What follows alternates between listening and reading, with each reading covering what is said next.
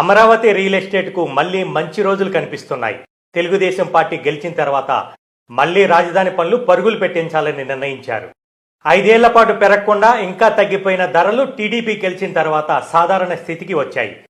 గతంలోలా ఒకేసారి హైప్ కాకుండా మెల్లగా పెరుగుతూ వస్తున్నాయి.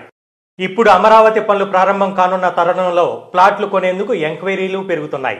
ముఖ్యంగా తాటికొండ, అమరావతి 14వ మైల్ గ్రామాల్లో అమరావతి ప్రకటించినప్పుడు వందల కొద్ది వెంచర్లు వేశారు. సిఆర్డీఏ అనుమతితో ఉన్న వెంచర్లు కూడా చాలా ఉన్నాయి. అయితే వాటి అమ్మకాలు అంత జోరుగా సాగలేదు. 5 సంవత్సరాల పాటు తమ పెట్టుబడులు ఇరుక్కుపోవడంతో రియల్టర్లు కూడా చాలా ఇబ్బందులు పడ్డారు. అప్పట్లో హైపును చూసి స్థలాలు కొన్నవారు కూడా టెన్షన్ పడ్డారు. ఇప్పుడు అప్పట్లో వేసిన వెంచర్లు కొనేవారు పెరిగిపోయారు. ఎంక్వైరీలు, సైట్ విజిట్లు కూడా పెరిగాయి. గతంలో అమ్ముడుగాని ప్లాట్లు ఇప్పుడు కాస్త పెరిగిన ధరకు అమ్ముతుండటంతో వడ్డీ కూడా గిట్టుబాటు అవుతుందని రియల్టర్లు భావిస్తున్నారు. రాబోయే రోజుల్లో మరింతగా పెరుగుతాయని